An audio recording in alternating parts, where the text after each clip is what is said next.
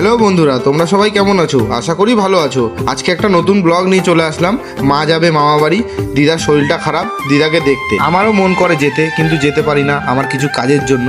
এদিকে দেখো, আমার বাড়ির পাশেই এই মন্দিরটা, বজরংবলী মন্দিরটা। তোমরা কে কে চেনো কমেন্ট করে অবশ্যই আমাকে জানিও। এদিকে আস্তে আস্তে দেখছি রেলগেটটা পড়া। আমার সাথে এরকম হয়, যখনই যাই তখনই রেলগেট পড়া, অনেকক্ষণ দাঁড়াতে হবে মনে হয়। চলো আগে গিয়ে আমি ব্লগটা কন্টিনিউ করছি। চলে আসলাম আমাদের কল্যাণী স্টেশন। মা ওই দিকে দাঁড়িয়ে আছে, কেননা আমি গাড়িটা পার্কিং করছিলাম, তো মা আগে চলে এসছে। মাকে টিকিটটা আমি কেটে দিলাম। কাকুকে বললাম, কাকু একটা টিকিট দিন। কাকু আমাকে একটা টিকিট দিল।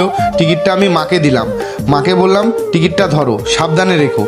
মা বলল ঠিক আছে। তারপরে মাকে নিয়ে স্টেশনে চলে আসলাম। ট্রেনের টাইম প্রায় হয়ে গেছে।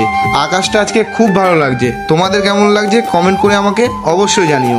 এদিকে ট্রেনটা চলে এসছে। মাকে বললাম সাবধানে যেও, পৌঁছে আমাকে একটা কল করো। মা বলল ঠিক আছে। তারপরে মাকে ট্রেনে উঠিয়ে আমি বাড়ির দিকে রওনা দিলাম। তোমাদের ভিডিওটা কেমন লাগলো কমেন্ট করে আমাকে অবশ্যই জানিও।